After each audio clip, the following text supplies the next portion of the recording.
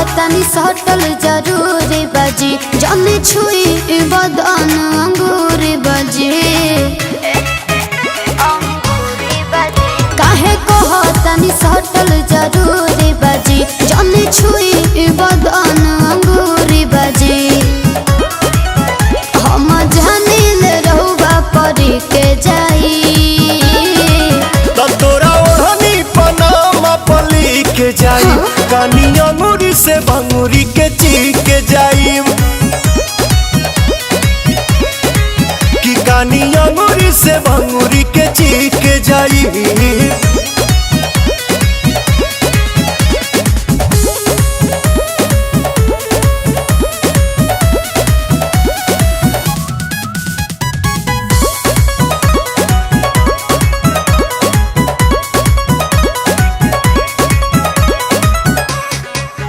कई बार भइल भेट राउर भरत नइखे पेट खाली गोरी के कटोरी संगे कोई नी पले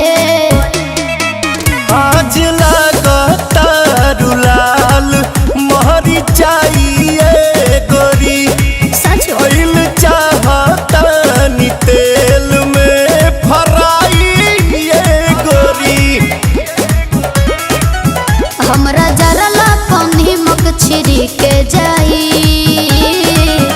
तोरा ओढ़नी पनामा पली के जाई कानी अंगूरी से भंगूरी के ची के जाई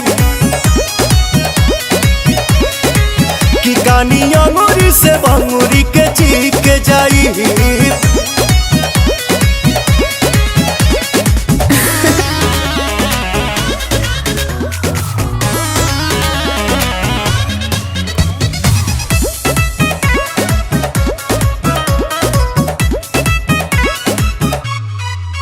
फोटो पर तनी जूम का बराउर हुकुम मलिकार ए कुंवर पखता जुलू अपन छोरा हर बदन से तू होके दा मिलान पगलाइल बड़े आंसू पिहरिया सुपवन अच्छा ये जवानी के मीठा पानी पी के जाई तोरा ओढ़नी पनामा पली के जाई कानी अंगूरी से भंगूरी के ची के जाई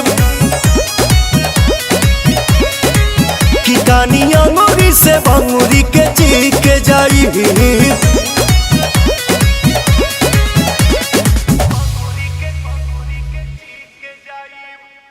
तोरा ओढ़नी पनामा पली के जाई कानी अंगूरी से भंगूरी के ची के जाई कि कानी अंगूरी से भंगूरी के